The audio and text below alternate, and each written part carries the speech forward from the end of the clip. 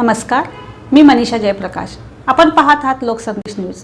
पाहूया आजच्या सविस्तर घडामोडी। मराठा समाजाला आरक्षण मिळावं या मागणीसाठी मनोज जरांगे पाटील यांनी 20 जानेवारीपासून मुंबईत आंदोलन करण्याचा इशारा दिलाय। आता ओबीसी समाजानंही 20 जानेवारीपासून राज्यभरात आंदोलनाची हाक दिली। ओबीसीचं हे आंदोलन प्रत्येक तालुक्यात, जिल्ह्यात, मुंबईतील आझाद मैदानावर देखील करण्यात येणार आहे।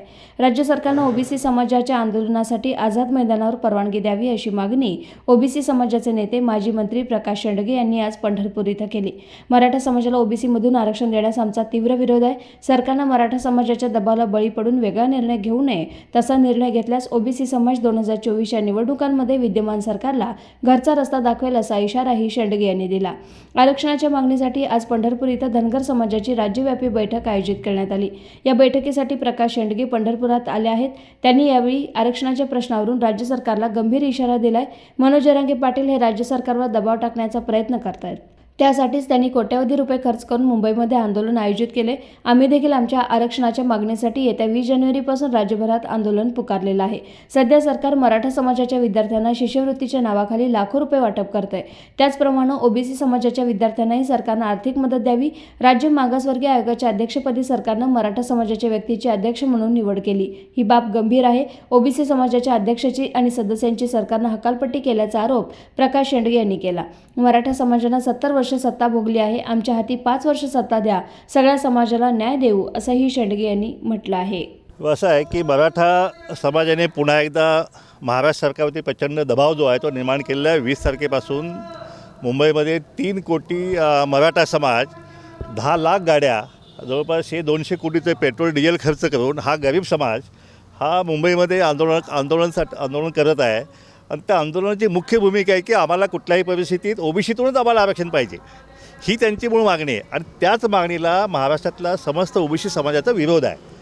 ओबीसी समाजाचं म्हणणं असं आहे की 450 गरीब जमाती आहेत आणि आमचं आरक्षण न काढता तुम्हाला जे आरक्षण मिळालेलं आहे, आता सध्या घटनात्मक आरक्षण आहे ना EWSचं 10% 8.5% घेतलेलं आहे, तुम्हाला कमी पडतं, आणखीन घ्या तुम्ही।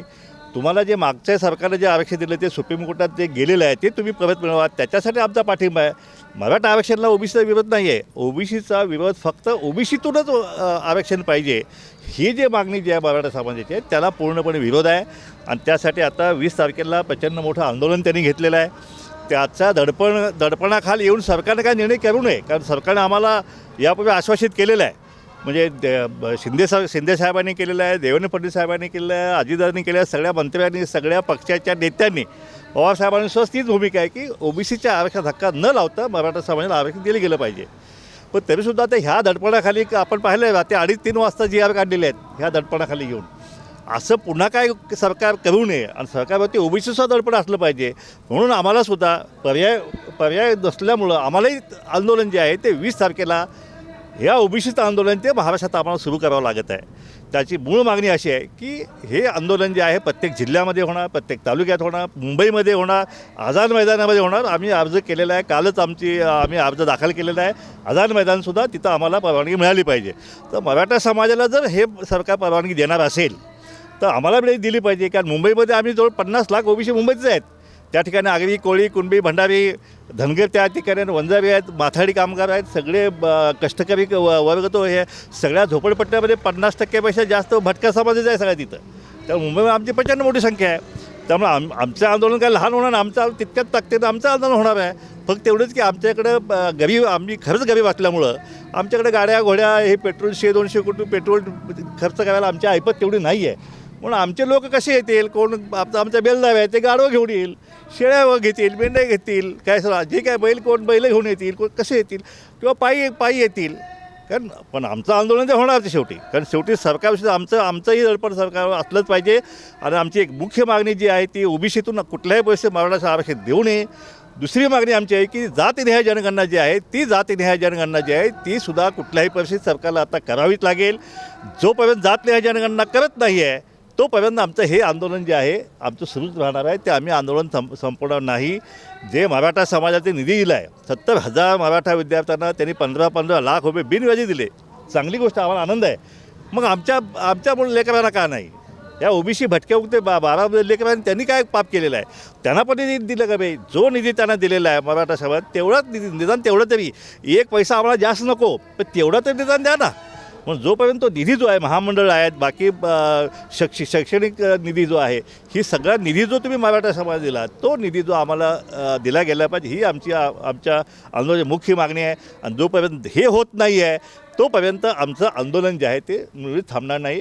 आता निर्णय शासनानं करावा. जसं मराठा समाजाकडून शासनाला सुट्टी नाही तशी आमच्या ओबीसीकडून सुद्धा महाराष्ट्र शासनाला आता सुट्टी नाही. आता आम्हीसुद्धा माघार घेणार नाही. एक तर तुम्ही निर्णय करा नाही तर आमचं आंदोलन जे आहे आम्हाला फेस करा. जर तुम्ही मराठा समाजाच्या दबावाला बळी पडून जर तुम्ही काय भूमिका अशी घेतली की मराठा समाजाला ओबीसीतून आरक्षण देण्याची तर मग मात्र 24चा जो रणसंग्राम आहे त्याच्यामध्ये मात्र ह्या सरकारला जो आहे घरचा रस्ता दाखवण्याची ताकद जी आहे ती ओबीसीमध्ये आहे. प्रत्येक मतदारसंघात 60% हा आहे ओबीसी समाज आहे. मराठा समाज किती आहेत 10, 12, 15%. त्याच्यापेक्षा जास्त नाही. कारण 32% म्हणतात सगळे कुणबी बिणबी सगळे धरून आहे. कुणबी लेवा पाटीदार हे सगळे मराठा कुणबी मराठा धरून 32% आहे. मग त्यातला ॲक्च्युली मराठा किती आहे तर तो तुम्ही काढा ना. मग ते काढायचं नाही म्हणून जात जनगणना करत नाही आहेत. वास्तविक पाहता सभागृहामध्ये एक मतानं ठराव पारित केलेला आहे. नाना पटोले अध्यक्ष असताना त्यावेळी देवेंद्र फडणवीसांनी सुद्धा मान्य केलेलं आहे. अजितदादांनी सुद्धा मान्य केलेलं आहे. सगळ्या विरोधी पक्षांनी सगळ्यांनी मान्य केलं आहे की याची जातनिहाय जनगणना केली गेली पाहिजे. मग ही जातनिहाय जनगणना का होत नाही. बिहारने केली. आम्हाला फडणवीस साहेबांनी सांगितले की बिहारची आकडेवारी आल्यानंतर आपण करूया. आता आकडेवारी होऊन सुद्धा 2 महिने झालेले आहे. 500 कोटी त्यांनी केली ना. आता हे मराठा समाजाचं आरक्षण आता हे सामाजिक मागासले पण त्यांनी आता दिलेलं आहे. तिथं काय परिस्थिती झालेली आहे 360 कोटी 20 दिवसासाठी त्यांनी दिले 360 कोटी म्हणजे रोज जवळपास 20 कोटी खर्च करायचे. काय तर मराठा समाज पुन्हा मागासलेपणाचं सर्वेक्षण करायचं. मराठा समाजाचं मागासलेपण यापूर्वी अनेक आयोगांनी नाकारलेलं आहे. मराठा समाज हा मागासलेला नाही हे सिद्ध झालेलं आहे. सुप्रीम कोर्टानं त्याच्यावरती शिक्कामोर्तब केलेलं आहे की कुठल्याही परिस्थितीत हा मराठा समाज मागासलेला नाही. त्यामुळे मराठा समाजाला 50%च्या आतलं आरक्षण मागायचा घटनात्मक अधिकार मुळीच राहिलेला नाही. आता त्यांनी काय केलं आहे तो आयोगच हायजॅक केला. जो राज्य मागासवर्गीय आयोग आहे तो हायजॅक केला. त्याचा अध्यक्ष जो ओबीसी होता त्याला हाकलून दिलं. जे सदस्य होते ओबीसी होते त्याची हकालपट्टी केली. आता त्या ठिकाणी मराठा समाजाचा जो रिटायर्ड हायकोर्ट जज आहे जो जरांगे साहेबांच्या तिथं जाऊन उपोषण सर म्हणून मराठा कसा मागासलेला आहे तर ते समजून सांगत होते त्यांना ते. आता जी महाराष्ट्र सरकारने जी कमिटी नेमलेली आहे मराठा समाजाच्या मागासलेपणाच्याविषयी जे दिलीप भोसले कमिटी आहे त्याच्यामध्ये सुद्धा हे सुनील शुक्रे जे आहेत. मग आता ह्यांना आता मराठा समाजाचा अहवाल देण्यासाठी पुण्याने त्यांनी नेमलेलं आहे. मागं मसेना साहेबांना नेमलं तेही मराठा नेमले. त्या ठिकाणी गायकवाड कमिशन नेमलं तेही मराठा नेमले. आता पुन्हा एकदा म्हणजे ज्यावेळी मराठा समाजाला मागासवर्गीय ह्यांना करायचं असते सिद्ध करायचं असते किंवा अहवाल घ्यायचं त्यावेळी ह्यांना मराठा त्यांना का लागतो अध्यक्ष. ओबीसी का चालत नाही का ओबीसी सदस्य चालत नाही. त्यामुळे हे जे आहे हे आम्ही मुळीच चालू देणार नाही आहे. जे निकष आता अध्यक्ष बदलले सदस्य बदलले आता ते धक्कादायक बातमी म्हणजे या देशाच्या म्हणजे घटनेची पायमल्ली किती व्हावी या महाराष्ट्रामध्ये की आता त्या मागासवर्गीय पण आमची चूक काय आहे. मराठा समाजाला गरिबी कुणी आणली ओबीसीने आणलेली आहे. ह्यांचे सगळे सत्ताधीश हेच मंत्री हेच मुख्यमंत्री हेच कृषी मंत्री हिथं बी ते दिल्लीमध्ये तेच. मग ह्यांना गरिबी आणली कुणी ओबीसीने. मग त्याची शिक्षा जी आहे त्याची शिक्षा ओबीसीना का तुम्ही देताय. अरे तुमची गरिबी आठवायची ना 5 वर्ष सत्ता ओबीसी हातात द्या. प्रत्येक मराठा म्हणजे सगळ्या दलित असतील ओबीसी असतील मराठा एकाही कुटुंबाच्या आम्ही गरिबी ठेवणार नाही. सगळ्यांची गरिबी जी आहे ती आम्ही घालवल्याशिवाय राहणार नाही.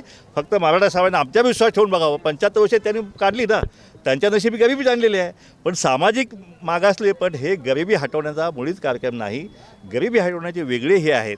माझ्या मतदारसंघात मी मराठा समाजाची सुद्धा गरिबी हटवलेली आहे. सगळ्यांची धनगरांची हटवलेली आहे कुणब्यांची हटवली सगळ्यांची हटवली ना. मी पाणी आणलं. मी पाणी काय फक्त धनगरांच्या शेतात नाही घेऊन गेलो मी मराठ्यांच्या पण शेतात दिलं ना. त्यांची पण गरिबी हटलेली आहे ना. मग गरिबी हटवायचे हे कार्यक्रम आहेत ना सरकार पुढं. ते सरकार का करत नाही आणि ते मराठा समाज ती मागणी का करत नाही. गरिबी आमची हटवायची तुम्ही हे करा ते करा हे करत नाही. ते नाही आम्हाला ओबीसीतूनच आम्हाला आरक्षण पाहिजे. ह्याचं आमचं हे आहे. तुमचं आरक्षण घ्या बाबांनो. तुम्ही सत्ताधीश आहात तुम्ही सत्तेनं मोठे आहात. तुम्ही कोट्यावधी रुपये नुसतं डिझेलवर खर्च करू शकता. एवढी तुमची ताकद आहे. दिल्लीत सरकार आहे इथं सरकार आहे घ्या ना वाढवून. अरे आम्ही तुमच्यासोबत आहे ना बाबांनो. पण ह्या गरीब समाजाच्या ताटातली भाकरी जी आहे ती शिळी भाकरी आहे. ती पुरत नाही अर्धीच भाकरी आहे ती चतकोर भाकरी आहे. ती सुद्धा तुम्ही खेचून घ्यायला तर मग ह्या गरीब समाजानं महाराष्ट्रात कुणाकडे दाद मागायची. म्हणून आम्हाला आंदोलन हत्यारचे आहे. शेवटी आम्हाला उघडावं लागतच आहे.